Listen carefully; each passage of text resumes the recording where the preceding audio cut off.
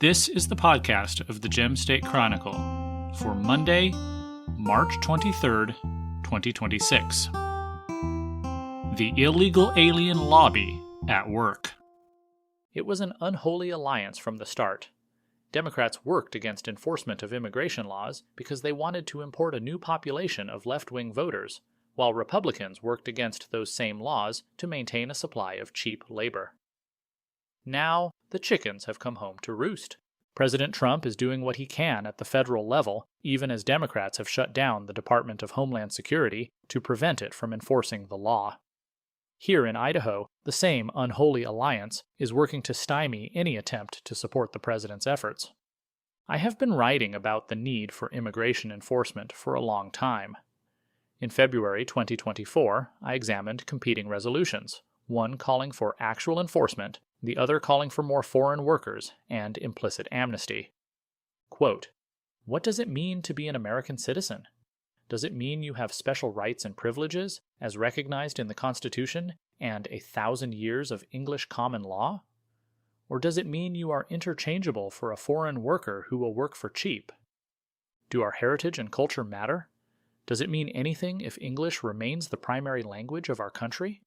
Can the Constitution be adapted for a new population that developed with different social and legal traditions?" Unfortunately, these questions are swept aside.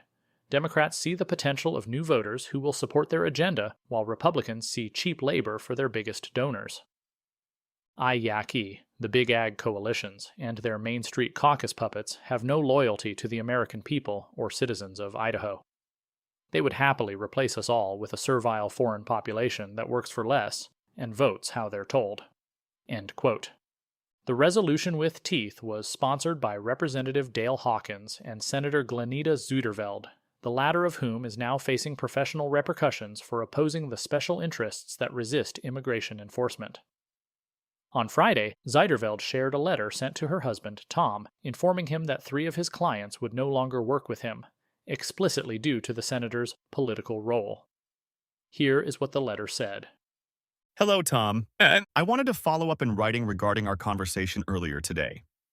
As discussed, we have received direct feedback from multiple customers, 1156196 Millenkamp Cattle, 6020010 Black Pine Cattle, 7959031 Cedar Ridge Dairy, requesting to no longer work with you as their representative. We have also been informed that these customers have aligned with others in a coordinated effort to no longer direct business through you. The concerns raised are tied to your wife's political role and are not related to the level of service you have provided. While we are not making judgments on those factors, they are impacting these customers' willingness to continue doing business with us. One customer indicated they would consider moving their business away from Redacted if we did not terminate you. While termination is not something we are considering, it does underscore the seriousness of the situation. Based on this feedback, we will be reassigning these accounts to another representative effective immediately. Per our discussion, you are not to contact these customers going forward in any capacity, including calls, texts, emails, or in-person visits. It is important that we respect their requests and avoid further escalation. Additionally, we have been informed that other customers may come forward with similar requests. As that occurs, we will evaluate each situation and may make the same decision on a case-by-case basis. I will keep you informed as needed.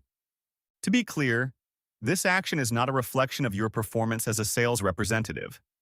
It is strictly a response to customer direction and our need to retain their business. If you have any questions, please let me know. Regards, Redacted.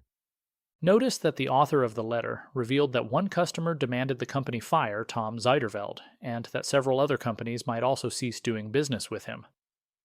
Does that sound like a threat to you? According to its website, Tom Zuderveld has been an independent sales representative for Schaefer Manufacturing since 2005.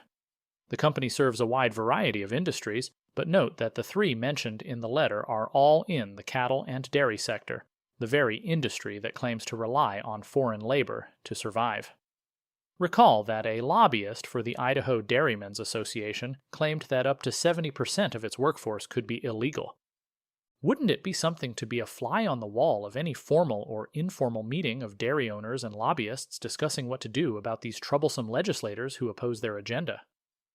I would not be surprised if there were a coordinated effort to target the livelihoods of those who disagree with their positions on foreign workers and illegal immigration.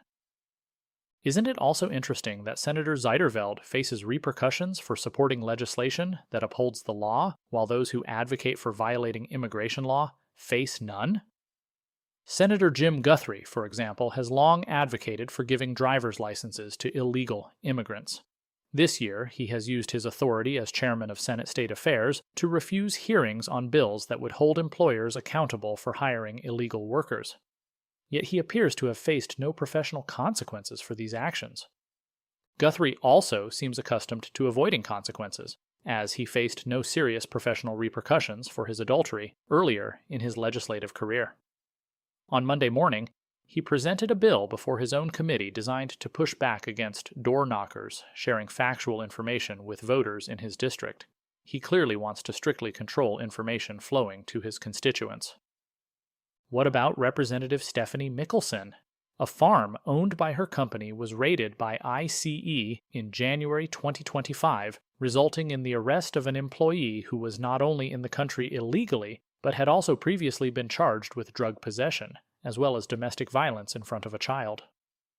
Mickelson has vehemently defended the agricultural industry's practice of employing illegal workers on the House floor, and recently posted a video claiming we need more foreign labor because she once had to wait 45 minutes for food at Taco Bell.